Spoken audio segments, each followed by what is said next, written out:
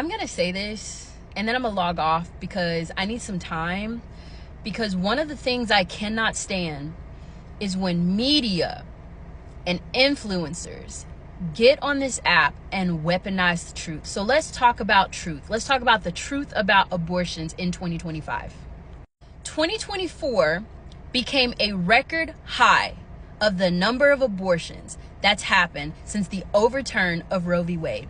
1.14 million abortions in 2024. That was a record high since Dobbs v. Jackson. That's true. While I see that as a disturbing truth, it's the reality.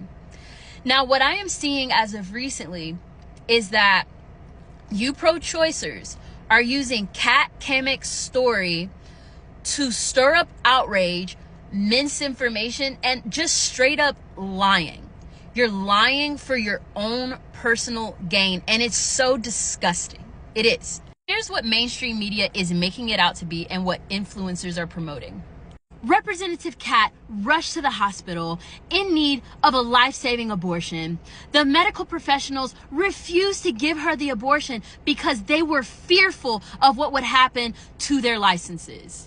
Representative Kat got on the phone with her homeboys from the Florida legislation and had them convince the medical professionals to give her the abortion that she needed.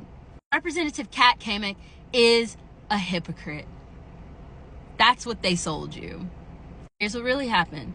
Kat Cammack was diagnosed with an ectopic pregnancy after the Florida's Heartbeat Protection Act went into effect.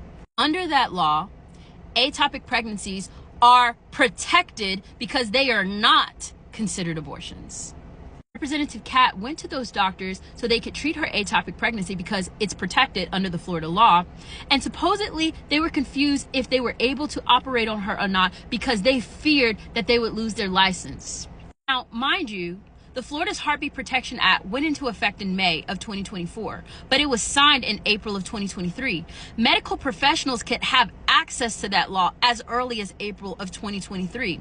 So you mean to tell me that for an entire year, you were unknowledgeable on if you were able to operate on a woman with an ectopic pregnancy versus what an abortion actually is? To me, that sounds like a professional failure. It is manipulative, and I don't believe them. So regardless, whether you believe in Florida's 6-week abortion ban or not, truth is truth. And the truth is, an ectopic pregnancy under the Florida law is not considered an abortion, and Kat Cammack had every right to her medical treatment. And another sad truth is that some of y'all are habitual liars. You don't actually care about women. You don't actually